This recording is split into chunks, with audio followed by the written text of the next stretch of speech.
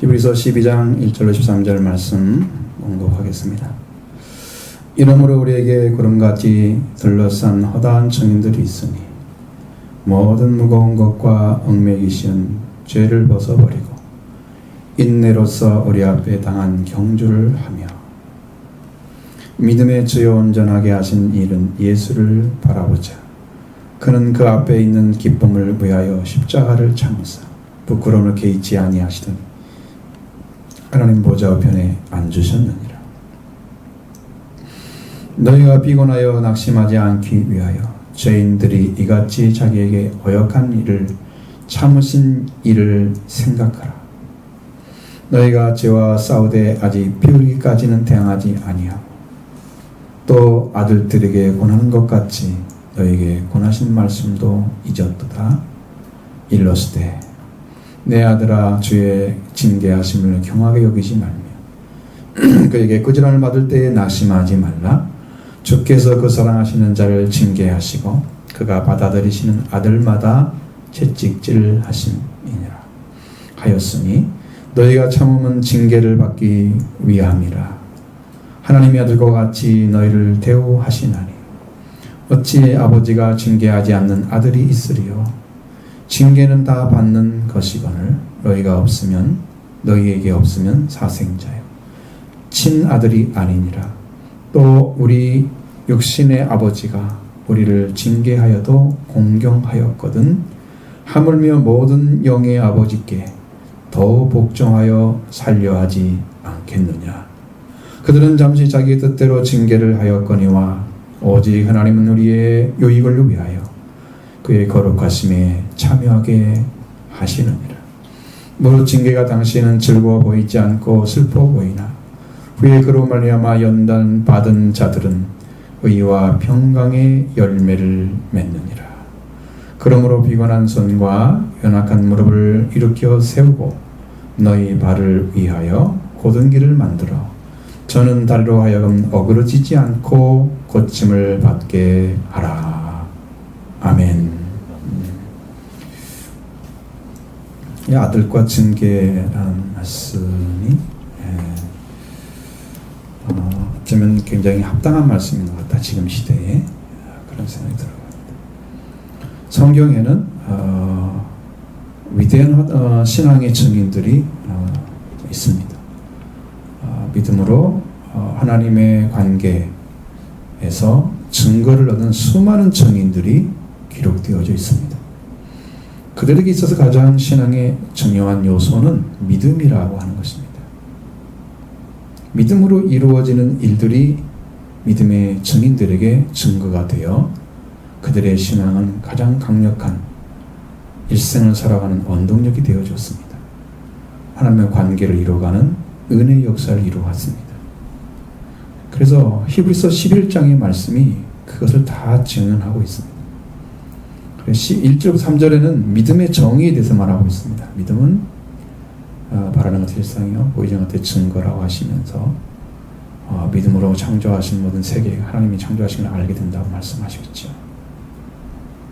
그리고 4절로 7절의 말씀에는 더 나은 제사를 드리는 아벨의 증거, 하나님과 동행한 에녹의 증거, 방주를 예비한 노아에 대한 증거 다 있습니다.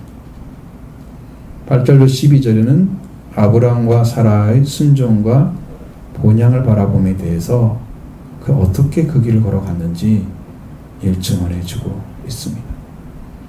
또 야곱에게 축복을 한 이삭의 복과 요셉의 각 아들을 축복한 야곱, 그리고 해골을 언약의 땅으로 메고 나가라고 명령한 요셉에 대해서 증언하고 있습니다. 23절 31절에는 하나님의 백성과 함께 했던 모세와 정탐꾼을 평안히 영접한 라합에 대해서 그들의 증거가 무엇인지 증언해주고 있습니다. 32절부터 38절의 말씀에는 무명의 성도들에 대해서 기록하고 있습니다. 이들은 많은 증거와 능력 있는 신앙 통해서 담대한 신앙을 가지고 있었습니다. 그들은 많은 희생과 그리고 번영을 바라보는 신앙으로 생생한 신앙의 공적을 쌓았지만 성경에 보면은 마지막으로 한 말은 그들은 약속을 받지는 못했다. 그렇게 되었습니다. 그것이 아쉬운 점이죠. 그러나 증거는 분명히 있었다. 라는 게 성경의 말씀이에요. 자, 39, 40절에는 더 좋은 것을 예비하신 하나님에 대해서 말씀하고 있는데, 자, 그리스도를 만나서 얻는 증거는 이보다 더 큰 영광에 참여하는 은혜를 예비하신 것임을 보여주고 있습니다. 자, 11장 39절 40절의 말씀이 결론입니다. 이 사람들은 다 믿음으로 말미암아 증거를 받았으나 약속된 것을 받지 못하였으니 이는 하나님이 우리를 위하여 더 좋은 것을 예비하셨음즉 우리가 아니면 그들로 온전함을 이루지 못하게 하려 하십니다. 자, 여러분, 이렇게 많은 사람들이 믿음으로 말미암아 증거를 받았는데 그러나 약속된 것은 받지 못했다. 그거예요. 자, 내가 현재의 삶에서는 승리를 하고 살아가지만 미래에 대한 약속은 이 말씀이 없는 사람도 있는 거예요. 그리고 이 약속은 완전하게 이루신 분에 의해서 받아지는 거지 이루어지지 않은 상태에서 받는 게 아니에요. 그러니까 그들에게 약속된 것이 없어요. 신약의 성도가 복이 있는 것이 바로 그런 의미예요. 이렇게 많은 사람들이 증거를 받았지만 약속을 받지 못했으니까 우리는 이제 어떠냐 그러면 하나님이 우리를 위해서 더 좋은 것을 예비하셨다. 더 좋은 것, 그들의 증거보다 더 나은 것, 그걸 예비해 주신 거예요. 우리가 아니면 그들은 온전함을 이루지 못한다고 하셨습니다. 그들로 완전한 신앙이 되지 않고 하나님 나라의 완성도 이루어지지 않습니다. 그리스도가 오셔서 구원을 완전하게 이루시고 그 약속을 받고 살아가게 하심으로써 우리는 그 영광의 참여의 자녀가 되고 더 좋은 언약을 받은 거예요. 이미 허락해 주셨습니다. 그렇기 때문에 우리는 예수 그리스도를 통해서 수많은 믿음의 선조들이 있고 그 길을 걸어가게 하는 기록된 말씀이 있습니다. 이 성경이 가장 정확하게 신앙의 길을 증언하는 증언입니다.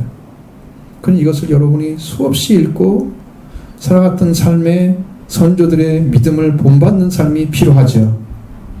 성경을 읽지 않으면 여러분 이걸 어디서 얻어내겠습니까? 여러분 식당 안 가면 밥을 어디서 먹습니까? 산에서 나옵니까? 그렇지 않죠? 여러분도 식당과 같은 맛있는 밥이 얼마든지 준비되어 있는 성경을 통해서 드시기 바랍니다. 그래서 성경을 읽으셔야 되는 거예요. 성경 안 읽고 무슨 신앙생활 한다? 그것은 허울이에요, 허울. 완전한 얻지 못하는 거죠. 자, 그래서 이 다른 증인이 필요가 없지요. 성경의 증인만 해도 충분하지요. 우리한테 주신 말씀은 왜? 성경 안에 허다한 증인들이 있기 때문에 그렇습니다. 자, 1절, 2절 상반절까지 같이 보겠습니다. 이러므로 우리에게 구름같이 둘러싼 허다한 증인들이 있으니 모든 무거운 것과 얽매기 쉬운 죄를 벗어버리고 인내로서 우리 앞에 당한 경주를 하며 믿음의 주여 온전하게 하신 이인 예수를 바라보자. 아멘. 자, 구름같이 둘러싼 허다한 증인들이 있다고 말씀해 주셨습니다. 이러한 증인들이 있다고 하는 것은 하나님은 살아 계시다고 하는 것과 똑같은 말씀입니다. 그를 통해서 얻은 증거들이 있기 때문에, 그를 믿음으로 얻은 증거들이 있기 때문에, 그래서 하나님은 살아 계시다. 증인들이 있다는 건 하나님 살아 계심을 말하고 있는 거예요. 또 살아계신 하나님께서 그들과 함께 하셨기 때문입니다. 그들 하나님을 찾아서 잘 살아가도록 하나님께서 은혜로 이끌어 주신 것이죠. 그것이 이들이 이러한 믿음의 행적을 남기고 지금도 그 믿음을 따라 살아가는 이들에게 증인이 되어주고 있습니다. 여러분에도 증인이 되고 있는 거죠. 자, 그래서 이런 증인들이 있는 뒤에 업고서 우리가 살아가는 우리의 신앙은 여기서는 두 가지를 행하라고 말씀하고 있습니다. 한 가지는 경주를 하는 거다. 여기에 성경의 이 말씀의 13절까지 보면 경주의 말씀이 끝이에요. 바라보라는 말씀은 중간에 들어가 있는 거예요. 또 한 가지는 예수를 바라보라는 거죠. 주목하라는 말씀입니다. 경주하는 자에게 가장 큰 장애물이 뭘까요? 몸에 무엇을 짊어지고 걸어가는 것이죠. 무거운 것, 얽매이 씌운 죄, 이걸 짊어지고 간다면 엄청 힘들겠죠. 힘들 것입니다. 여러분, 달리기 하는 사람들 최고의 좋은 것은 바람도 잘 통하는 그런 옷까지도 다 맞추잖아요. 아주 비싼 걸로. 그들의 옷은 최고의 좋은 천으로 만듭니다.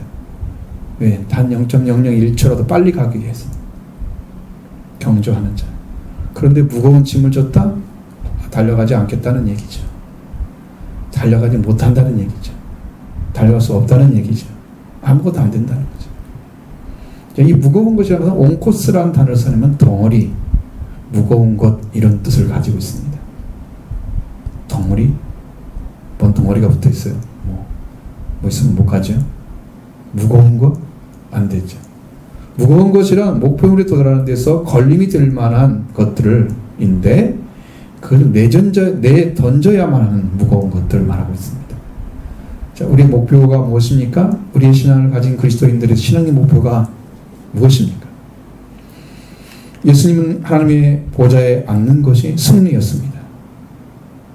우리도 하나님 보좌에 앉는 것이, 가족으로 들어가는 것이 우리의 목표입니다. 신앙의 목표입니다.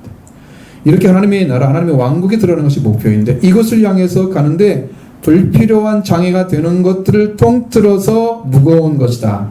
그래서 모든 무거운 것이라고 써 있습니다. 이러한 것들이 우리에게 보이지 않느냐, 보이느냐 라는 것은 지금 경주를 하고 있는 성도인지 경주를 하지 않고 있는 성도인지 그것에 의해서 알 수 있습니다. 달려가고 있지 않은 사람들은 무거운 것이 있는지 없는지 몰라요. 보이지도 않아요. 뭘 벗어버려야 돼? 모르죠. 내가 달려가는데 장애가 되고 있는 것들이 무엇인지 몰라 안 달려가고 있으니까.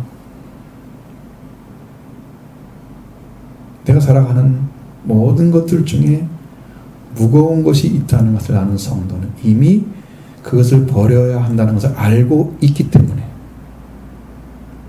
그래서 무거운 걸 벗어버리고, 그것이 있다면 그걸 벗어버리고 인내로서 우리 앞에 당한 경주를 해야 된다. 지금 앞에 있는 것을 달려가야만 되는 거예요. 여기를 가지 않으면 우리는 거기에 머물러야 되는 거예요. 한 발짝도 못 움직이게 하는, 무거운 것에 의해서 못 움직이게 하는 그 자리에 서 있어야 되는 거예요. 우리 앞에 지금 경주할 길이 있는데, 하나님께서 부르신 부름이 있는데, 그걸 향해 가는데 장애하는 것들을 놔두고 그대로 달려가겠다. 못 달려간다는 거죠. 죄짐이 엄청나게 무겁게 붙잡고 있잖아요. 그러면 그 죄짐 때문에 못 달려가요. 그냥 그대로 그 자리에 서 있어야 돼. 아무리 애를 써봤자 못 달려가는 거야. 그러니까 예수 그리스도로 속죄가 이루어져야만 죄짐이 다 떨어져서 달려갈 수가 있게 되는 거죠. 그거 짊어지고 달려가겠다고 나서는 사람은 크리스찬이 아닌 거예요.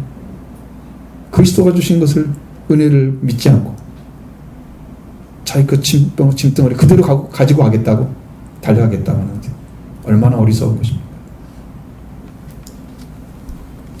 아직도 거창스러운 많은 것들이 살아가는 데에서 우리한테 있는데, 그것이 아무런 장애가 되지 않는다면 아직 나는 경주를 하고 있지 않은 성도인 것을 알아야 됩니다. 그러면 언제 도착을 해요? 예수님은 기쁨을 위해서 자기 십자가를 참으시고 부끄러운 것을 가볍게 여겼는데, 그 하나님 보좌 우편에 앉는 것이 목적이었어요. 그걸 달려가기 위해서 자기에 다가오는 모든 조롱, 그런 것들 다 수치를 다 담아버렸단 말이에요. 왜? 그것이 아무것도 아니야. 걸림돌이야. 그건 예수님이 가는 데 있어서 목표가 아닌 거죠. 목표를 방해하는 것들이에요. 그러니까 그걸 다 받아버리는 거야. 가볍게 여기는 거예요. 그렇게 빨리 벗어버려야 됩니다. 달려가기 위해서. 모든 무거운 것이 있는지 없는지 아무 상관이 없는 사람은 세상을 살아가고 있는 사람들이, 신앙하는 사람들이 아니거든요. 신앙의 길을 경주를 해야 되는 그 경주장에 어떤 장애가 있는 것이 나에게 있는지 그 자신이 알아야 됩니다.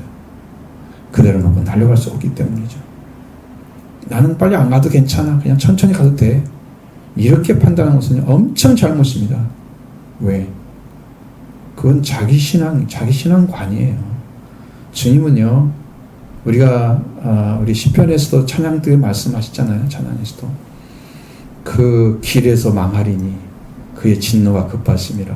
인생이 살아가는 길에 하나님께 빨리 돌아오지 않으면 너는 멸망당해! 하고 외치고 있는데 우리는 천천히 가도 돼! 라고 외치고 있습니다. 잘 안 가도 되는 것처럼. 이건 자기 잘못입니다. 그 다음에 얽매이기 쉬운 죄를 벗어버리라고 말씀하고 있습니다. 심히 방해하는 죄, 이런 의미가 있고요. 또 한 가지는 쉽게 유혹하는 죄라는 뜻을 가지고 있습니다. 두 가지 뜻을 가지고 있습니다. 심히 방해하기 때문에 이게 얽매이는데 아주 그냥 쉬워. 응? 아니면 유혹을 쉽게 유혹하는 거야. 쉽게 유혹되는 것 있죠. 여러분, 약점들이 있잖아요. 그 어떤 곳에 약점이 있죠. 그게 쉽게 유혹하는 죄야. 근데 그것을 딱 붙잡는 거야. 그래서 얽매이다고 하는 것은요, 얽혀서 매여 있다는 것입니다. 거기에 빠져나오기 힘든 것을 말하고 있는 거예요. 그걸 얽매이기 쉬운 죄라고 번역을 해놨어요. 이 세상에 살아가면서 빠져나와야 하는 것들이 많은데 빠져나올 수 없는 것이 있다면 우리는 지금 쉽게 유혹하는 죄, 심히 방해하는 죄에 지금 빠져 들어가 있는 거죠. 그 쉽게 유혹해서 하는 죄에서 빠져나오지 못하고 있는 것입니다. 그래서 우리가 무엇에 매여 있어도 그것을 벗고 벗어나올 수 없어서 얽매이기 때문에 얽매이기 쉬운 죄라고 이렇게 말씀하고 있는 것입니다. 이것을 벗어버리고 달리기를 시작해야 됩니다. 그러기 위해서 결단과 의지가 있고 하나님께 대한 회개가 필요합니다. 벗어버리는 사람은요, 하나님, 나는 이것이 나를 장애하고 있어요. 하나님, 나를 살려주시라. 나의 가는 길은 막고 있다고 나 좀 살려주라. 여러분, 이게 진심이 통해야 돼요. 하나님, 우리 아버지는 우리의 진실함을 원하고 있습니다. 나 이렇게 살고 있습니다. 하나님, 나를 도와주세요. 그렇게 외쳐서 그 마음을 하나님이 아시면 그대 도와주세요. 그것까지 가셔야 돼요. 그 결단이 필요해. 그렇지? 벗어버리기 바랍니다. 이런 믿음이 필요합니다. 우리의 인생은 마라톤과 같은 것입니다. 그래서 그렇게 살아가는데 생애 자체가 인내가 필요한 것이죠. 그 앞에 당한 경주를 달려갈 때, 한 걸음 한 걸음 걸어갈 때, 어느 때는 달려갈 수도 있고, 어느 때는 뛰어갈 수도 있고, 어느 때는 기어갈 수도 있습니다. 그 길이. 그러니까 그게 인생이에요. 이게 마라톤과 같은 것이 인내를 해야 된다는 거죠. 그 인내를 통해서 내 앞에 당한 경주를 달려가야 되는 거죠. 이렇게 달려가기 원합니다. 이게 바로 하나님의 나라를 걸어가는 것입니다. 우리에게 경주를 하는데 그렇게 우리가 그 자리에 세워져 있는 거예요. 가도 되고 안 가도 되는 그런 사람이 아니에요. 그러므로 우리가 우리의 믿음의 주요 온전하게 하신 예수를 바라보자 라고 말씀하고 있습니다. 믿음의 주, 예수님 우리의 믿음의 주이십니다. 우리가 믿는 믿음도 예수님을 믿는 것이죠. 그래서 우리에게 믿음이 되시는 분이 예수님이십니다. 우리의 믿음을 주시는 분이 바로 예수님이십니다. 완전하게 주시는 분이 예수님이십니다. 우리로 그 믿음의 길로 걸어가도록 친히 인도하시는 분이 바로 예수 그리스도이십니다. 그 길로 나아가도록 하나님의 영광의 나라 들어가도록 하는 분이 예수 그리스도이십니다. 예수님은 우리를 영원히 완전하게 하셨습니다. 우리가 믿고자 대상한 건 예수 그리스도밖에 없습니다. 그분을 바라보라고 말씀하고 있습니다. 주목하라는 거죠. 그분이 어떻게 걸어갔는지, 어떻게 해서 승리의 길을 걸어갔는지를 바라보라고 말씀하고 있습니다. 자, 왜요? 왜 그럴까? 그분이 어떻게 경주를 끝까지 달려서 그 앞에 있는 기쁨을 얻기 위해서 달려갔는지 그것을 보라는 거예요. 그게 2절의 하반절의 말씀이 기록하고 있습니다. 보시죠. 그는 그 앞에 있는 기쁨을 위하여 십자가를 참으사 부끄러움을 개의치 아니하시더니 하나님 보좌 우편에 앉으셨느니라. 아멘. 예수님의 생애의 목적인 예수 그리스도 앞에 있는 것이 뭡니까? 기쁨을 위해서. 지금은 고난과 고통을 예수님이 받으시고 계시지만 그 기쁨을 향을 가는 길을 막을 수가 없었습니다. 그것 때문에 예수님은 십자가를 참으셨습니다. 부끄러움도 개의치 아니하셨습니다. 개의치 않았다는 말은 가볍게 여겼다는 거예요. 이걸요, 나를 욕하고 이놈들 나를 욕해 막 이렇게 화가 났어 봐요. 예수님 그거 참고 있으시겠어요? 한 말씀 하셨겠죠? 가볍게 여긴 거예요. 이런 거. 가볍게. 개의치 아니하셨습니다. 가볍게 여겼습니다. 십자가에 매달리시는 거, 이것은 고난 중에 고난이었습니다. 죽음을 맛보시는 가장 큰 고난이었습니다. 그걸 참으셨습니다. 무엇 때문에? 앞에 있는 기쁨을 얻기 위해서 참으신 거예요. 십자가에 매달려서 돌아가시는 것을 참으신 것은 앞에 있는 큰 기쁨을 얻기 위해서 참으신 것입니다. 그 기쁨은 곧 하나님 보좌 우편에 앉는 것입니다. 오늘 우리도 그 큰 기쁨을 얻기 위해서 달려가는 것입니다. 끝까지 용기를 잃지 않고 인내로서 우리 앞에 당하는 경주를 하고 있는 거예요. 우리 예수님을 주목하라고 말씀하고 있습니다. 이제 생각해야 할 것이 무엇인지 말씀하시죠. 자, 3절부터 4절 상반절까지 보겠습니다. 너희가 피곤하여 낙심하지 않기 위하여 죄인들이 같이 자기에게 거역한 일을 참으신 일을 생각하라. 너희가 죄와 싸우되 아직 피 흘리기까지는 대항하지 아니하고. 아멘. 말씀은 너희가 피곤하여 낙심하지 않기 위해서 죄인들이 같이 자기에게 거역한 일을 참으신 일을 생각하라. 이거 누구를 말하는 거예요? 예수 그리스도 말하죠. 이 말씀은 너희는 기운을 잃고 감정과 정서가 연약해지지 않게 하기 위해서 죄인들이 같이 자기에게 거역한 일, 십자가에 못 박하기 위해 예수님을 받아들이지 않고 그를 버렸던 그런 사람들의 일을 다 참으셨다는 거예요. 예수님이. 그걸 봐라 이렇게 참으셨다. 예수님은 이런 상황에서도 좀 생각해 봐봐. 너도 보이지. 성경을 읽으면 알 수 있으니까. 너도 알 수 있지. 참아. 그걸. 뭐 때문에? 예수님이 그 영광을 바라봤기 때문에 참으신 것입니다. 그것을 생각해 보라는 거예요. 무엇 때문에 참으셨는지 너희는 밝히 알아야 된다고 말씀하고 있습니다.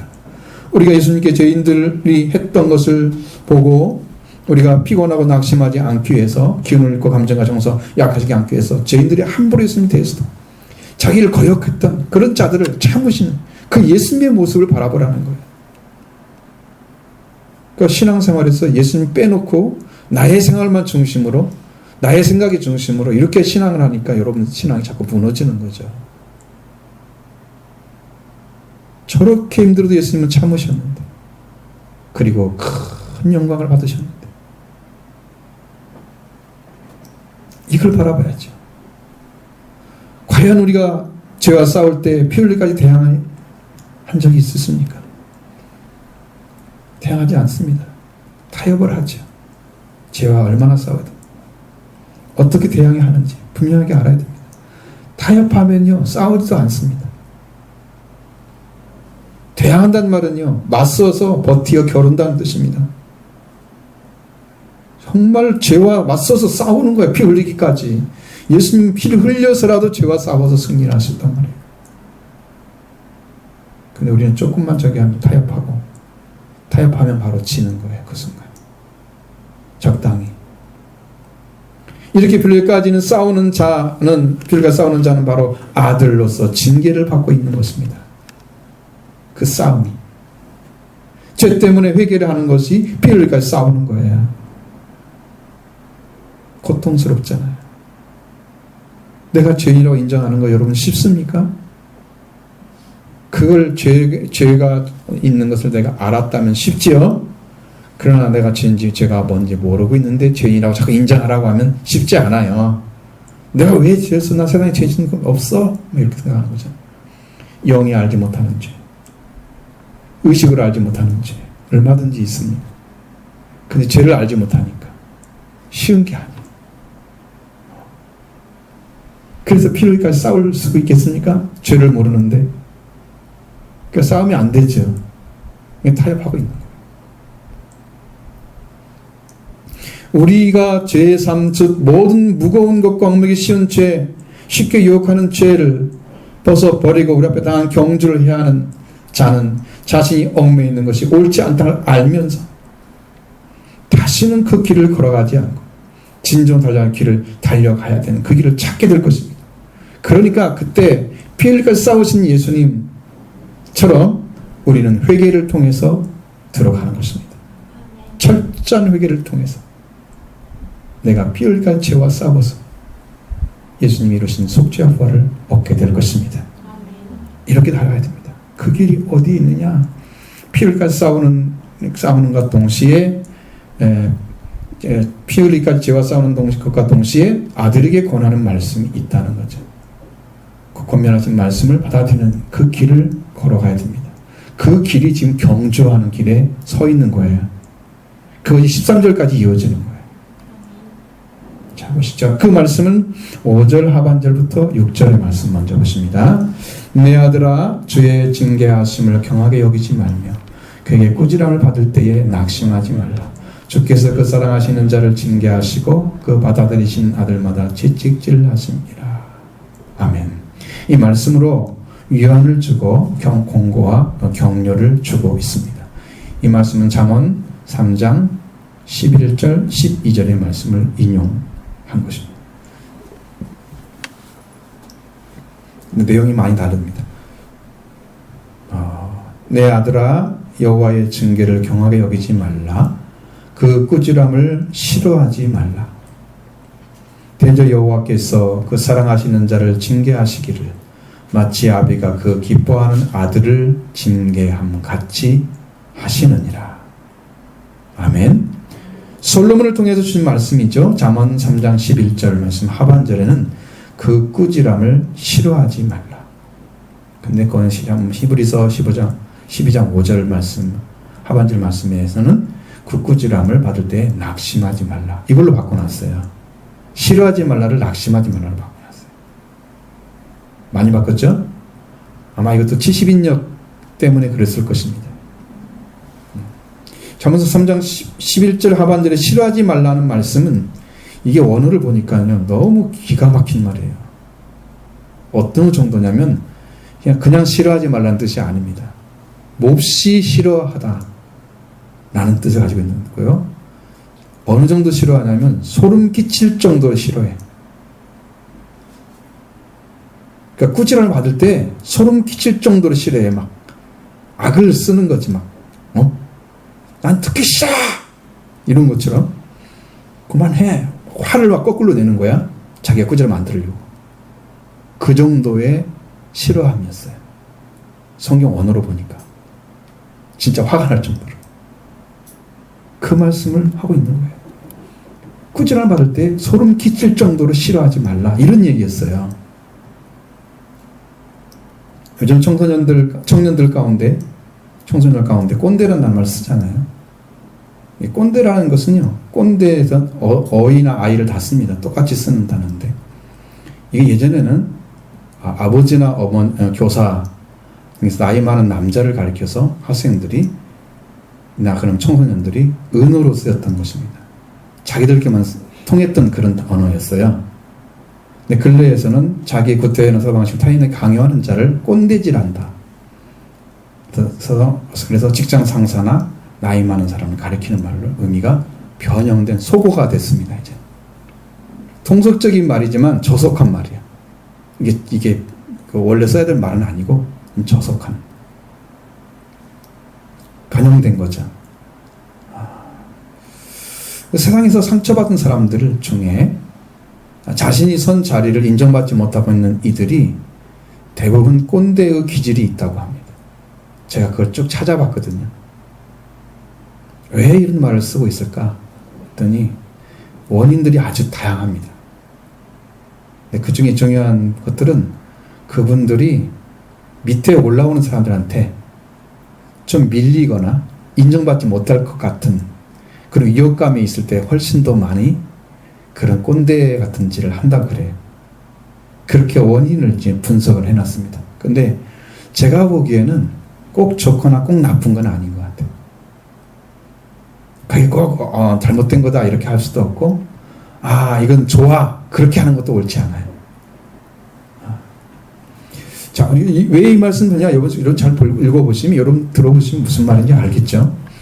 성경은 우리에게 가장 정확하게 말씀을 살아야 할 길을 제시해주고 있습니다. 이 말씀을 듣고 바르게 영접해야 하는 자리에 우리는 서 있는 거예요. 참 진리를 모르고 영원히 살아갈 일을 찾지도 못하고 있는 영적인 맹인, 그리고 지적으로는 깨닫지도 못하는 사람, 말씀을 이해하지도 못하는 자리에 있는 자들입니다. 하나님이 이들에게 수없이 많은 말씀을 하시지요. 이 말씀을 바르게 듣지 않는다면 이 세상뿐 아니라 영원한 멸망을 당할 거다. 하나님 말씀하고 있죠.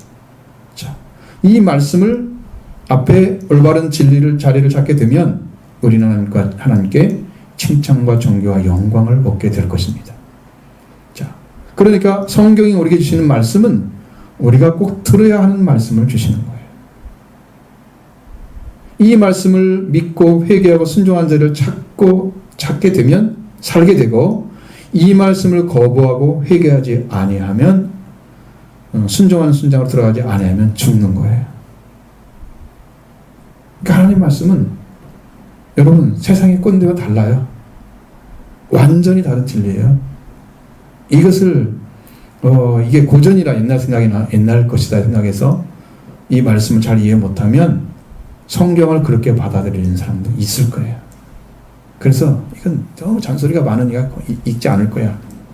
세상 것처럼 처리하면 안 된다. 그런 것이죠. 그리고 그래서 주 하나님께서 하시는 말씀은 곧 우리들이 반드시 돌아와서 걸어야 할 길을 가르쳐주는 말씀입니다. 그렇기 때문에 주께서 우리를 징계하시면 그 징계를 경하게 가볍게 여기지 말라고 말씀하는 거예요. 징계, 이것은요, 가르침을 하나도 중요하지 않는 말과 같이 가볍게 여긴다면 그는 동시에 말씀을 지키지 않아도 되는 것처럼 인식을 하게 됩니다. 그 사람이. 그 다음에 자기 중심적인 삶을 말씀보다 더 중요하게 여기게 되고, 그래서 그렇게 살아가는 죄인으로 떨어지게 되는 거예요. 이 징계를 받지 않는 사람들의 원인들이 이게 쭉쭉 오면 이게 멸망을 떨어지게 돼 있어요. 찾아 들어가면. 왜?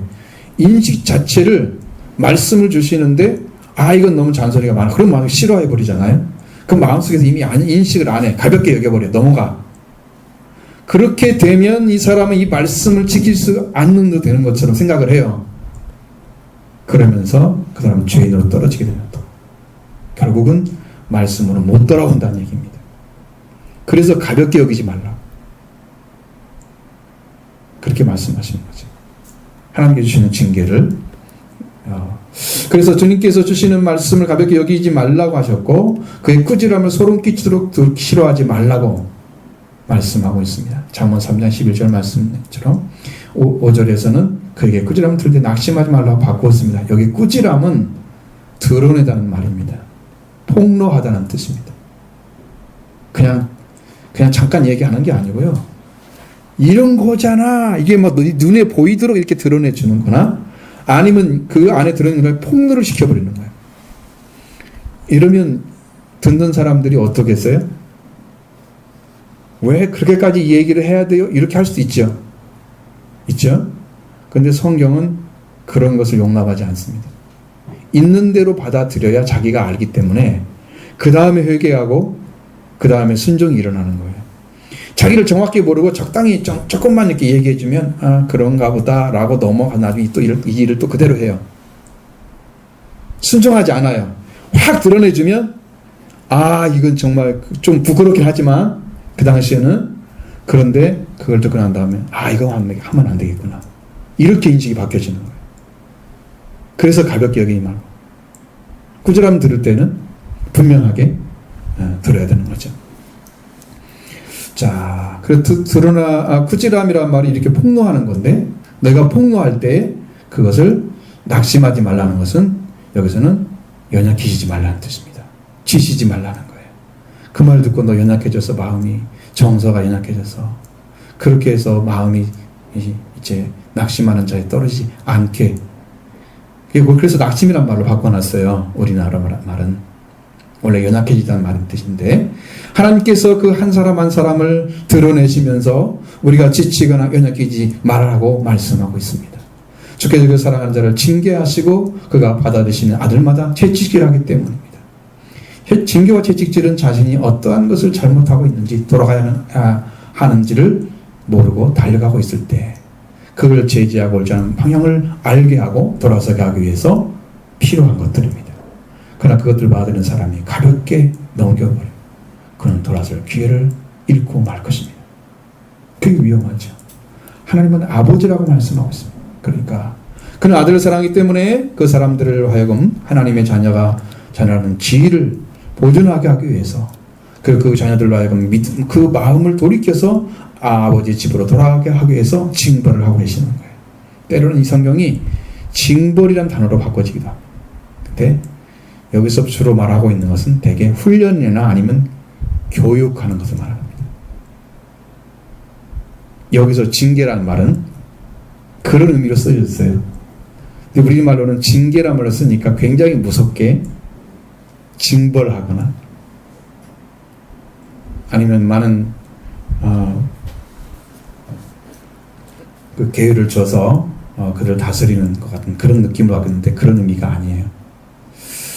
자, 사람은 그 징계를 에 저항하고 하나님께 도전하고 그 부성애를 의심하게 된다 그래요. 그렇게 함으로써 자기 자신이 하나님의 자녀임을 거부하는 것임을 불구하고 하나님은 계속해서 그렇게 말씀하고 있습니다. 이렇게 해야 된다. 이렇게 해야 된다. 왜 그 말을 고집하고 계실까요, 하나님은? 왜 그 말씀하시고 거두지 않을까요? 그것은 그게 그 인생이 걸어가야 할 길이기 때문입니다. 그걸 벗어나면 멸망받기 때문에 거두지 않으십니다. 바꾸지 않으십니다. 그 길 외에는 없기 때문에 바꾸지 않는 거예요. 근데 그걸 이해하지 못하고 있다면 하나님을 받아들이지 않는 불신의 자리에 서 있는 것입니다. 그래서 아버지로서 하나님의 행동이 경험되는 것은 바로 이 징계 속에서 옵니다. 그걸 받음으로써 알게 되는 거죠. 채찍질은 게으름이나 나태함 혹은 소극적으로 행하는 모든 말씀에 대해서 정확하게 확실하게 믿음으로 이루어서 달려가라고 하는데 필요한 것들이에요.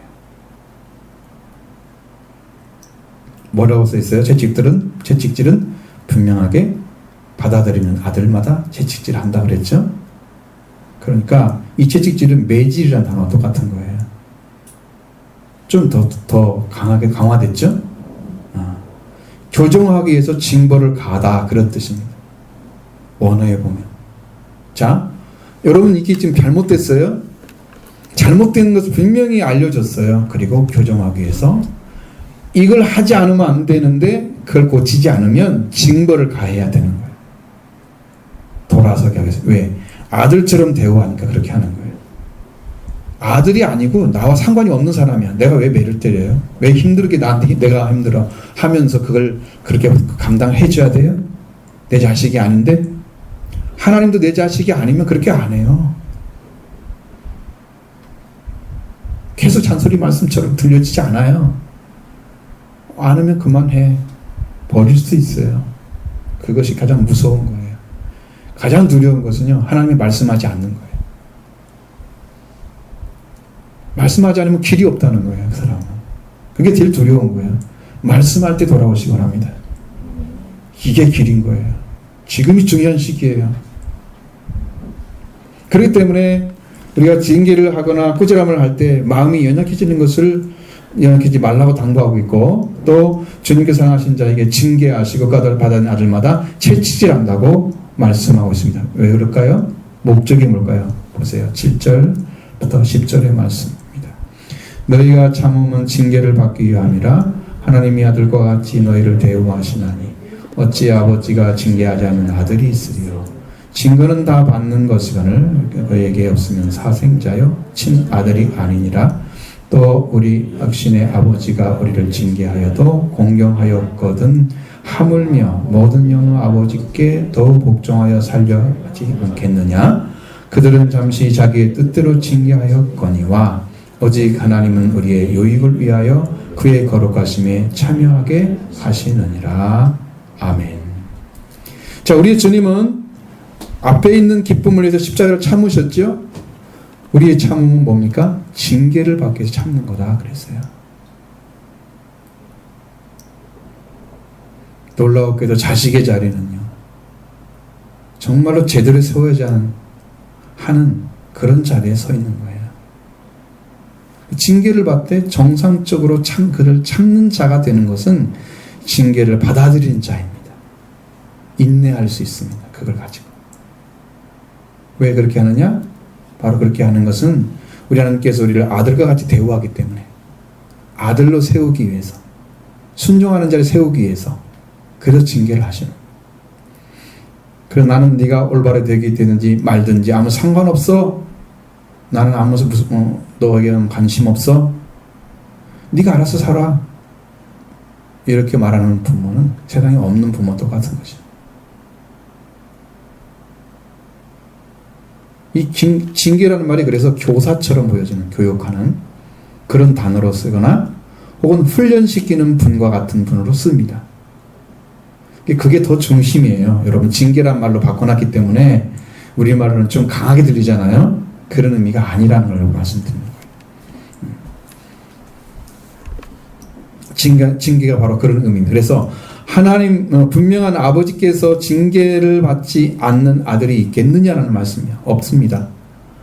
아이들이 자라면서 더 올바르게 하나님께 의지하고 하나님 의지하면서 살아가게 하는 것은 내가 부모라면 그걸 해줘야 됩니다. 자기 아들과 같이 내가 부모 역할을 해야 된다는 사람이라면 그 부모의 위치를 그렇게 해줘야 됩니다. 그걸 찾도록 해주지 않는 것은 하나님이 부모 역할을 하시는 것 같은 부모 역할은 아닌 거죠, 우리는. 그래 부끄러운 것입니다.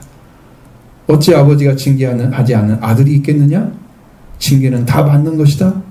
너에게 그것이 없다면 사생자요, 아들이 아니라. 왜 사생자라고 써놓고 친자를 붙여놨을까요? 원어에는 친자가 없습니다.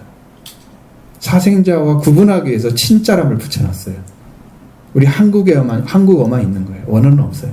그냥 아들이에요.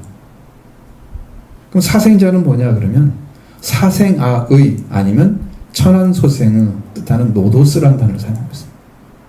형용사입니다. 노도스. 그래서 아들이라고 주장할 수 없는 자리를 일컬어서 사생아라고 얘기하는 거예요. 자, 내가 아들이야 라고 주장할 수 있는 사람은 아들의 삶을 살아주는 사람이에요. 그리고 하나님을 아버지처럼 받들고 살아가는 사람이에요. 그런데 아들이라고 하는 자리에 세워졌는데 자기는 그 삶을 살아주지 못해. 그러면 사생자와 같은 삶을 살고 있는 거예요. 그 사람. 사생아는 법률상 부부가 아닌 남녀 사이에 태어난 아이를 가리킵니다. 그러니까 정상적인 부부에 태어난 아들이 아니야, 자식이 아니야. 여기도 모르고 여도 모르는 사람인데 자식을 낳게 된 거예요. 어떻게 해서? 그러니까 둘 다 뭐예요? 책임이 없잖아요. 적당히 해도 되잖아요. 관심 없죠? 이런 사람이 돼버린단 말이에요. 그러니까 징계가 있겠어요? 그 아들에게? 그 아들에게 무슨 말을 하겠어요? 누가? 책임이 없잖아요. 여러분에게 말씀해 주지 않는다면, 제가 만약에 하나님께 주신 말씀을 전하지 않는다면 저는 책임을 다하지 않는 거예요. 저는 있는 말씀 그대로 전해줍니다. 100% 성경에 있는 말씀을 전해줘. 그래서 아들이면요, 징계하지 않는 아버지는 없습니다. 그 아버지는 육신의 아버지입니다. 육신의 아버지가 징계를 합니다. 교육을 하죠. 이렇게 가르치죠. 근데 공경을 하잖아요. 어렸을 때는요, 부모가 무서우니까요, 그렇게 가르쳐도 받아들여요. 알았습니다 하고 막 딱 가서 엎드리고 또 무릎 꿇고 잘못했으면 얘기하고 다 그래요. 나이가 먹으니까 말을 안 들었어 문제지. 응? 그때 잘 배웠으면, 어려서 잘 배웠으면 그 아이는 부모를 공경할 것입니다. 부모는 이렇게 공경해야 돼, 이렇게 배웠기 때문에. 그래서 커서도 그걸 지켜갑니다. 공경합니다. 부모는 이런 자리에 세워서 우리가 이 얘기를 해야 돼. 왜? 그렇게 배웠기 때문에 그런 거죠. 어렸을 때 배웠기 때문에. 그걸 가르쳐주지 않는다면 자녀는 분명히 옳고 그름을 알지 못하게 될 것입니다. 여기서 징계라는 말을 썼는데, 이걸 원래는 징계란 말 쓰면 안 되고요. 징계하는 자라는 말을 써야 돼요. 여기 말씀에서 이 징계하는 자는 교사 아니면 훈련시키는 자를 가리키는 파이듀테스라는 헬라어 명사를 하고 있습니다. 우리는 징계란 말로 줄여놔 버렸어요. 징계하는 자, 아버지입니다. 하나님 우리를 징계하고 있죠. 그게 바로 훈련시키는 것입니다. 교사가 되어줄 수 있는 거죠. 아버지가 훈련을 시키면 잘 받아들이면 그 자녀는 신앙이 살아납니다. 그러나 받아들이지 않는 것이 부족한 자녀, 받아들이는 게 부족한 자녀는 올바른 사랑을 신앙으로 살았는데 실패합니다. 앞에 있는 기쁨을 위해서 십자가를 참으심, 그리고 부끄러움을 가볍게 여겼던 주님과 반대로 대응하고 있는 것이고 반응하고 있는 것입니다. 여기에서 예수님을 주목해야 할 이유가 뭡니까? 분명히 알아야 됩니다. 아들은 아버지의 훈련을 받아들인 것이죠. 예수님이 아들처럼 자기를 대우하신 그 아버지를, 그리고 십자가에 매달리게 하시면서 엘리야의 사박단이 불렀는데 아무 말씀도 하지 않는 하나님은 그를 징계의 자리에 세우신 거죠. 그 아들처럼. 왜? 그걸 통해서 죽으시고 부활을 통해서 하나님의 영광의 자리, 하나님 보좌 우편에 앉는 기쁨을 얻게 하시기 위해서 그걸 놔두신 거예요. 아무 말씀도 안 하셨어요. 십자가에서 예수님이 불렀어도. 왜? 그렇게 해야 그가 찾을 수 있는 자를 찾기 때문에. 예수님을 그렇게 성경에서 말씀하고 있습니다. 그래서 예수님을 주목해야 할 이유가 분명히 우리는 알아졌습니다. 이제 아들은 아버지의 훈련을 받아들인 아들이 진짜 아들인 것입니다. 아들은 딸을 포함한 자녀를 가리키는 단어입니다. 여기는 아들만 말하고 딸은 왜 말 안 해요? 그렇게 하면 안 됩니다. 대표성을 아들을 얘기하는 거예요. 성경은 다 그렇게 돼 있어요. 남자 그러면 남자에서 다 들어가 있는 거예요. 응? 중심이 남자이고 여자 다 따라가 들어가는 거예요. 다 그렇게 받으셔야 돼요. 만약 육신의 부모의 징계, 훈련을 받아들였으면 그는 그 부모를 통해서 올바른 인생을 살게 되었다. 만약에 하면 그는 그 부모를 상해서 성공한 부모라고 생각할 것입니다. 왜? 내 아들이 이렇게, 내 자식이 이렇게 가르쳤는데 이걸 잘해서 얘가 이걸 성공을 했어. 잘 됐어. 그럼 뭐를 생각해? 부모는 나는 교육을 잘했어. 훈련을 잘 시킨 거야. 그렇게 생각하겠죠? 그렇게 생각할 것입니다. 자, 그러나 하나님은 모든 영의 아버지십니다. 영은 뭐 천사 영도 있고 다 있잖아요. 근데 사람을 가리키는 거죠. 사람. 모든 사람. 지금 우리 부모들은 뭘 낳아줬습니까? 우리에게? 육체를 낳아줬죠. 마음까지 낳아줬죠. 영은 낳아준 게 아니에요. 영은 하나님 보내신 거예요. 그래서 죽으면 하나님께 가는 거예요, 영이. 부모님께 돌아갔다면 부모님께 가야 되겠죠. 무덤에 가야 되겠죠. 돌아가신 부모님 무덤에 내 영이 부모님께 영을 줬다면 그럼 하나님께 돌아가죠. 하나님 돌아간다는 얘기는 하나님이 주셨다는 거예요. 그러니까 영은 하나님께 주시는 거예요. 그 영의 아버지. 육신의 아버지도 너희들이 존경하지 않느냐. 그렇게 해서 잠시 동안 너희를 인생을 잘 살게 하려고 훈련을 시켰는데 잘 받아들이지 않았느냐 말이야. 그런데 모든 영원히 살아야 할 그 영까지 그것까지 부모를 통해 태어나게 하신 그 하나님께 속한 하나님께서 징계를 가르친다고 하면 그걸 더 공경해야 되지 않겠느냐. 공경하면 살려야 하지 않겠느냐 라고 물어보는 거예요. 여러분에게 어필하고 있는 거예요. 그게 맞지? 그렇게 살아야 되겠지? 그게 여러분이 대답할 것입니다. 뭐라고 대답하면 대답하셔야 돼요. 모든 영의 아버지께 육신의 부모가 징계를 하여도 공경하였다면 하물며 모든 영의 아버지께 더욱 복종하여 살리지 않겠느냐. 당연한 것입니다. 그렇게 되기를 원합니다. 모든 영의 아버지께 복종하는 아들이 하나님께 태어난 아들입니다. 잠시 부모는 자기의 뜻대로 우리를 징계하고 훈련합니다. 그러나 하나님은 우리의 유익을 위해서 훈련하시죠. 그의 거룩하심에 참여하게 하십니다. 부모는 자기의 뜻대로 그것도 짧은 시간 안에 잠시 자기의 뜻대로 훈련시켜주는 분입니다. 그래 하나님은 우리의 유익, 현재 세상에서 온전하게 되는 것. 그 유익하게 되는 게 뭐냐면 거룩함에 참여하는 거예요. 우리를 이렇게 훈련해서 이 세상뿐 아니라 하나님의 왕국에 들어가는데 유익함. 그것을 위해서 훈련하고 계시는 거예요. 그래 그 말씀을 들어야 되지 않겠죠? 들어야 되겠죠? 그렇게 살아야 되겠죠? 그 말씀을 받아들이는 자. 그리고 그 말씀대로 순종하고자 중심을 빠르게 가진 자가 아들인 거예요. 그것 때문에 말씀을 계속 주고 있는 거죠, 여러분한테. 좀 제대로 좀 살아주라고. 아버지가 이렇지 않냐고, 아버지 마음이. 너희들이 이걸 가지고 있어야 되냐고. 그걸 가르치고 있잖아요. 그래서 이러한 훈련을 받고 반드시 열매를 맺으면 하나님의 징계를 받아들이고 순종하는 자리에 서는 자들입니다.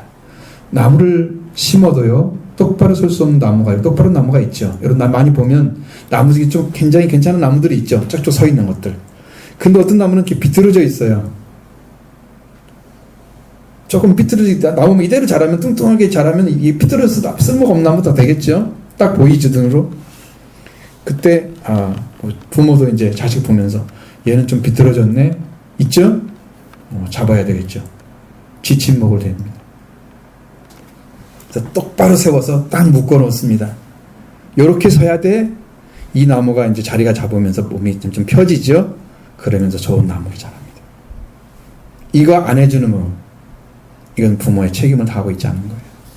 그냥 놔둔다면 생김대로 자라서 살다가 그런 아무 나무 쓸 데가 없는 화목으로 쓰고 버려질 것입니다. 그래서 좋은 나무가 되면 큰 기둥이 돼서 좋은 집에 쓰임받을 것입니다. 하나님 나라에 쓰임받게 될 것입니다. 다른 거죠. 그래서 우리는 하나님의 거룩하심에 참여하게 되는 자가 되는 것이 하나님의 징계의 최종 목적이다. 거룩함. 거룩함이에요.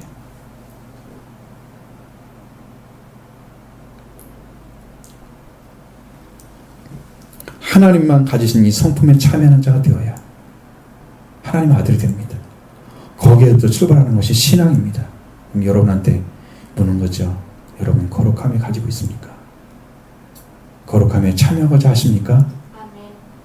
여러분 총각의 망설임도 없이 아멘이 나와야 됩니다. 이렇게 하기 위해서 하나님 우리를 징계하고 훈련하고 계시는 거예요. 그 훈련을 받는 자는 당신이 즐거워 보이지 않습니다. 훈련은 언제나 계율이 있고 목표가 있기 때문에 네 마음대로 살라고 하지 않습니다. 그 길로 들어갔을 때 하는 일은 어려운 일 수도 있고 아닐 수도 있죠. 그러나 그게 그들에게는 목표 의식이 분명히 있죠. 방향이 있죠. 그렇게 이러면서 하루하루 갈 때마다 우리는 참음으로 인내를 가져봐야 되고 그 길을 걸어가야 됩니다. 그리고 시간이 지난 다음에 그 길을 걸어간 사람들은 열매가 맺는 과정에 밟아지고 마침내 열매를 맺게 됩니다. 처음부터 시작된 것이 아닙니다. 훈련을 받게 되면서 말씀을 보고 하는 거죠. 그렇게 해서 그는 열매를 맺게 됩니다. 모세는 40년이 걸렸습니다. 도망쳐가지고 이집트를 도망쳐서 하나님이 40년 동안 훈련시켰어요. 이게 보통 했습니까? 지금 사람들은 40년 걸렸으면 다 늙어 죽었겠네요. 더 꼬부러졌겠죠? 일꾼 되겠습니까? 모세는 120세까지 정정했다고 하니까 가능했던 거죠. 아브라함을 한 땅에서 부르시는 받고 약속을 받고 훈련을 해서 모리아산에 갈 때까지 약속 보니까 약 40년이 걸렸어요. 거의 저도 진짜 지금 거의 제가 20대 초반부터 이 말씀의 길을 걸어왔으니까 40년 가까이 된 거죠. 82년도부터. 이제 좀 알겠습니다. 이제 성경이 제대로 보입니다. 말씀이 믿어지고 완전하게 읽어집니다. 훈련이에요. 근데 이것을 비켜가고 딴 데 가 있어봐요. 다른 길 걸어서 봐요. 말씀 아무것도 몰라요. 그냥 성경에 기록된 대로 그냥 해석해주고 적당히 해버리면 돼요. 그렇게 할 수 있죠. 한 번에 혹은 몇 번에 걸쳐 되는 게 아니죠. 우리 인생은 습관이라는 좋은 무기가 있습니다. 이것을 꾸준히 말씀을 따라서 가는 사람들, 하나님께 복종하는 습관까지 다 가지게 되면 우리는 하나님의 거룩함에 참여하게 될 줄로 믿습니다. 훈련의 기간이 슬퍼 보일 수도 있습니다. 그러나 연단을 받은 후의 자들, 자들은 의와 평화 열매를 맺게 되어 있습니다. 자, 11절로 13절을 보겠습니다. 무릇 징계가 당시에는 즐거워 보이지 않고 슬퍼 보이나 후에 그를 말미암아 면담받은 자들은 의와 평강의 열매를 맺느니라. 그러므로 피곤한 손과 연약한 무릎을 일으켜 세우고 이 발을 위하여 곧은 길을 만들어 저는 달로 하여금 어그러지 않고 고침을 받게 하라. 아멘. 이 무릇 징계란 단어는요, 모든 교육 행위를 가리키고 있습니다. 단어가 달라요, 완전. 징계란 말은 교육을 가르치는데 교육 행위를 가리키는 거고, 무릇이란 말은 이건 모든, 우리란 말로 대강이란 말 있잖아요. 그런 뜻을 가지고 있어요. 하나하나를 가르쳐서 훈련을 하는 거예요. 훈련을 할 때 즐거워 보이지 않고 슬퍼 보인다. 훈련받는 당시, 교육을 받고 있는 훈련 과정을 있을 때에는 기쁨처럼 보이지 않아, 이것들이. 저 훈련을 보면, 저 힘들겠는데? 이렇게 보이는 거 있잖아요. 나도 거기에 들어가면, 나는 안 가고 싶어. 이럴 수 있잖아요. 안 가면 안 되죠. 그렇게 보인다고 보면 안 되죠. 슬픔처럼 보이지만, 연단을 받은 자들에게는 의와 평화의 열매가 맺어집니다. 반드시 그렇게 됩니다. 이게 무슨 말인가 굉장히 중요한데, 지금 여러분이 이제 마지막 이 타임 때문에 시간이 좀 타이트한데, 여러분이 말씀을 집중하지 않으면 이 말씀 잘 못 따라옵니다. 중요합니다. 연단받는 과정이 있습니다. 이 연단은 훈련이라는 뜻입니다. 다 연단이라고 써있지만 훈련. 이 훈련은 의의 훈련입니다. 이것은 행위로 얻어지는 게 아니고 회개를 통해서 하나님께부터 그리스도로 보내서 얻어지는 의입니다. 속죄를 내시고 의를 맡게 하는 훈련입니다. 이 훈련을 받은 자들에게는 의로움의 열매가 맺어집니다. 평강의 열매입니다. 평강은 평화를 말하고 있습니다. 평화의 열매가 맺어지는데 하나님과 꽉 막혀 있는 관계가 회복되어져서 아름다운 관계, 화해가 이루어진 관계가 되기 때문에 하나님께서 그리스도를 통해서 부활시켜 준 것을 받는 평화가 그에게 오게 됩니다. 평화의 열매가 맺어집니다.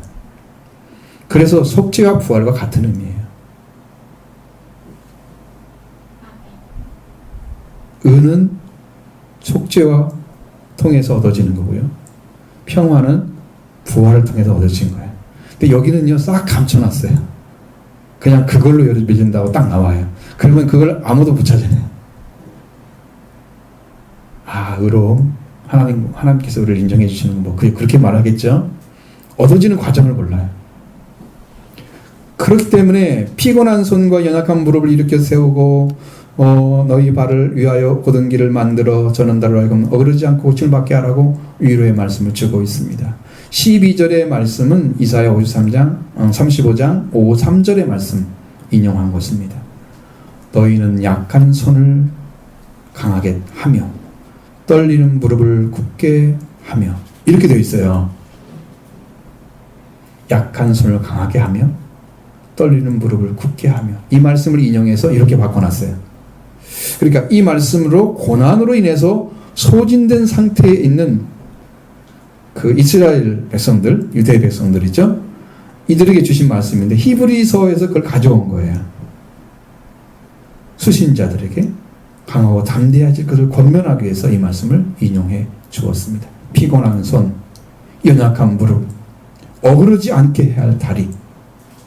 이러한 것은 모두 훈련 과정에서 오는 신체적으로 고난을 통해서 받는 유다 백성과 함께 같이 말씀과 같이 지금 훈련받는 과정에 있는 자들이 가지고 있는 힘든 상태를 가리켜 주고 있는 거예요. 영적 훈련. 피곤한 손은 기운이 빠진 손입니다. 얼만큼 기운이 빠졌냐 그러면 손이 불구가 되어서 무용해서 아무것도 성취할 수 없는 것을 나타내는 그 정도로 빠진 거예요. 힘이 빠졌다. 기운이 빠졌다. 훈련을 해서 빠진 기운이에요. 연약한 무릎, 모르고 약한 무릎, 많은 일을 해오면서 그 무릎이 고장이 났어요. 수고로움을 해서 일이 만들어진. 피곤한 손과 연약한 무릎은 철저하게 소진되고 좌절한 사람을 나타낼 때 사용하는 단어입니다. 훈련 과정을 통해서 이렇게 받는 거죠. 그 훈련 과정을 통과하면서 많은 힘이 소진되고 좌절하면서 맛보면서 신앙의 훈련 과정을 통해서 지나가게 되죠. 그렇게 해서 넘어지지 말고 피곤한 손과 연약한 무릎을 일으켜 세우라고 합니다. 일으켜 세우라고. 자, 힘을 회복시키라는 거죠. 힘을 회복시켜 다시 세우라고, 일으켜 세우라는 말이 힘을 회복시켜 다시 세우라 이런 얘기입니다. 그러니까 그렇게 무너진 힘이 다 빠져버린, 그리고 연약한 무릎을 다시 힘을 다시 회복시켜서 세워져라는 거예요. 그 힘든 과정을 다 겪고 지나가면서 그리스도인들은 더 담대함을 얻게 됩니다. 어떻게 되느냐? 그게 다음에 말씀에서 정확하게 얘기하는데, 우리에게 이러한 과정을 통해서 힘을 소진하고 좌절하는 것이 아니고 담대해지라는 것이죠. 이 과정을 넘어서서 이제는 의로움과 평화의 열매를 맺음으로 인해서 신앙이 세워지고 완전해져라 하는 얘기입니다. 그러므로 우리의 신앙을 일으켜 세워지는 것은 의와 평화의 열매를 맺어서 그 열매를 가지고 있음으로 더욱더 완전하게 세워져 가는 거예요. 하나님 관계 세워져 있으면요, 이게 다 회복이 돼요. 근데 그게 어떤 길을 걸어야 되느냐? 여기 말씀이 여기 있어요. 너희 발을 위하여 곧은 길을 만들고. 여기에 포커스가 맞아 있어요. 키포인트가 이 말씀이 있어요. 키워드는 곧은 길입니다.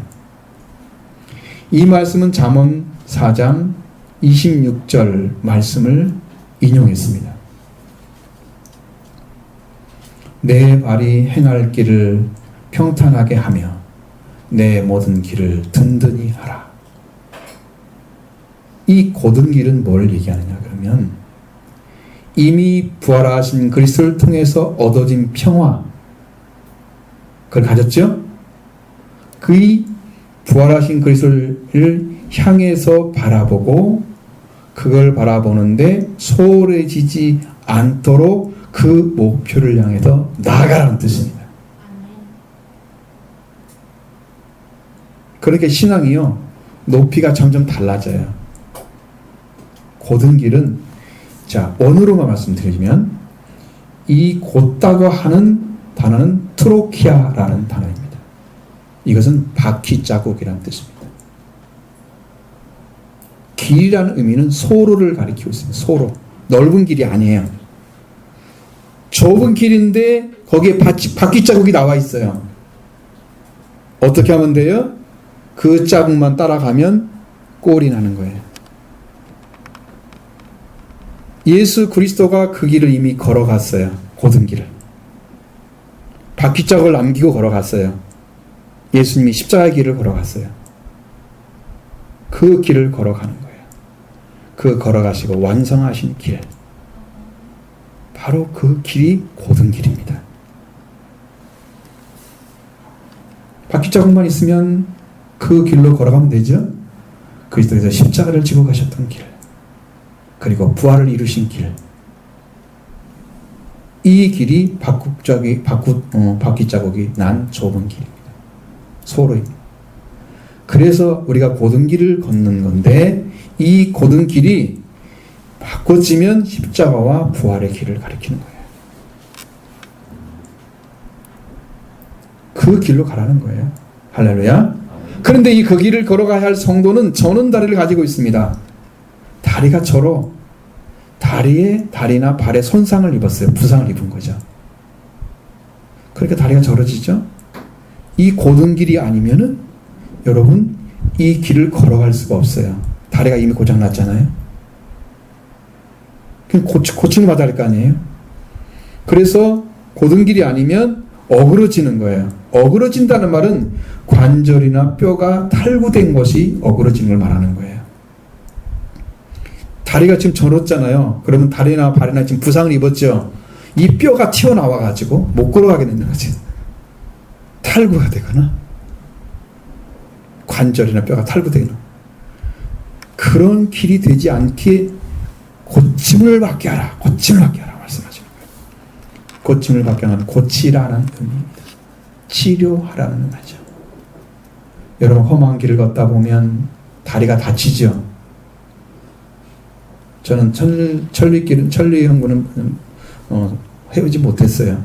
왜냐하면 군생활이 거기가 아니라서. 아마 군인들 걸으면 다리 많이 부상이 입을 것입니다. 주로 발로 걷잖아요. 뭐 기어갑니까? 아니죠. 차 타고 가는 길은 좀 있을지 모르지만 다 걸발로 걷잖아요. 그러면 다 발에 부상을 입지. 신앙생활 하면서 다 부상을 입습니다. 영적으로도. 많은 힘든 상황들이 거치죠. 이런 길을 지금 이야기하고 있는 거예요. 여기서는. 저는 다리라는. 응? 근데 그런 고든 길을 걸어가면 그나마 걸어갈 수가 있어요. 저는 다리라도. 자, 십자가 부활의 길을 걸어가면 됩니다. 이 길을 만들어라 그랬어요. 고든 길을 만들어 저는 다리로 하여금 어그러지지 않고 고침을 받게 하라. 고침을 받는다는 거잖아요. 치료가 된다는 얘기죠. 걸어가는데 치료가 된다는 얘기죠. 고든 길을 만들어 걸어가면 고침을 받게 하라고 그랬죠. 받게 할 수 있는 길을 걸어가면 바로 신앙의 목표가 되는 거예요. 우리 신앙의 목표. 이건 비유적으로 이야기한 것입니다. 11절, 12절, 13절 말씀은 비유적으로 사용된 용어들이 기운이 다 빠진 손, 연약한 무릎, 자는 다리. 여기서 고침을 받게 하라는 비유적인 의미입니다. 뭐야? 뭐가 빠지면 고침을 받게 될까? 악, 무지, 혹은 심리학적으로 보면 병, 심리학적인 병, 이런 것들이 다 고쳐져야 된다는 거예요. 내 안에 숨겨져 있어요. 내 안에. 그걸 없애는 방법이 뭐가 있을까요? 이 고치는 것은 다 회개를 통해서 고쳐집니다. 하나님께 가서 하나님 나 이런 주님 나 이런 사람이에요. 이렇게 십자가 부활의 길을 걸어가려는데 거기에 걸림돌이 되는 것도 싹 제거하는 거죠. 악이 있으면 못 가잖아요. 그렇죠? 무지함도 못 가는 거죠. 이해 못하는 거 성경. 무슨 말인지 모르겠어요. 이거 문제가 있는 거야 지금. 히브리서 5장에 나와 있는 말씀처럼 너희들이 말을 못 알아듣는다 말씀하고 있잖아요. 그거 문제 있는 거예요. 너희는 이미 선생이 될 때인데 하나님 말씀에 초보를 갖고 있다. 왜? 멜기세덱에 대해서 말하고 싶은데 너희는 듣기가 둔하여 말하기 현명하기 어려우니라. 듣기가 둔하다는 얘기죠.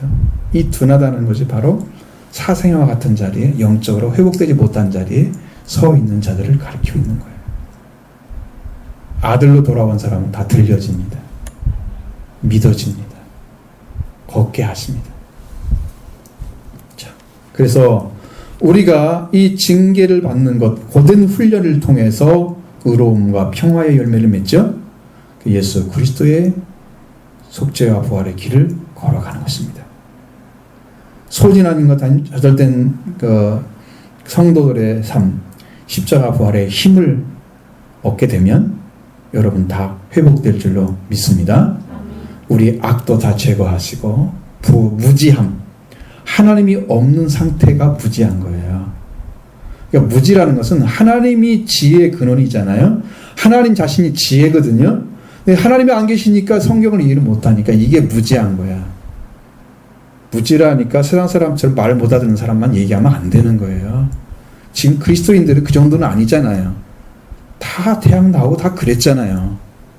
여기 안 나온 사람 누가 있어요? 말 못 알아들 이유가 뭐가 있어요? 그죠? 근데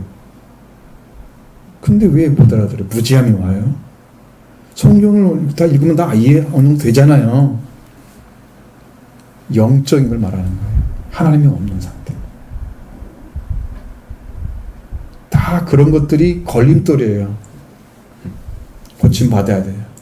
심리학적 병 다 고침 받아야 돼요. 이런 게 다 치료하는 방식은 회개를 통해서 십자가의 부활의 거리 만들어지면 고침받게 될 줄로 믿습니다. 이 길을 걸어가면 여러분 완전한 길이에요. 예전에 설교했을 때 이렇게 열리지 않았어요. 한 번도 열어준 적이 없어요. 이렇게. 이번처럼 확실하게. 아마 앞으로 되면 더 열릴 거예요. 그럼 여러분의 영적 길이 다 보이는 거예요. 어떻게 해야 될지는 저는 알겠는데 여러분이 이제 그걸 의뢰하면 제가 다 말씀드리고 정말 하나님의 쓸 수 있도록 길을 다 열어드릴 것입니다. 하나님 그걸 하실 거예요. 이 훈련을 통해서 십자가 부활을 얻고 고든 길을 찾으면 십자가를 통해서 의를 얻고 부활을 통해서 평화를 얻고 다 고침받게 될 것입니다. 왜? 십자가의 길을 걸어가면서 회개하지 않는 사람 없어요. 그럼 뭐가 이루어져요? 악이나 무지함이 다 회복되어져요. 하나님을 알게 되고요. 악을 내어놓게 돼요. 다 고쳐지는 거야. 이 고든 길이 만들어지면 다 고쳐지는 거야. 어그러지지 않아. 탈골되고 뭐 이런 문제 안 생겨. 영적으로 다 회복돼서 축복의 길을 걸 줄로 믿습니다. 이렇게 징계를 받음으로 온전한 신앙을 걷게 하는, 바로 그게 아들이라고 하는 것입니다. 여러분 그 길을 같이 걷기를 원합니다.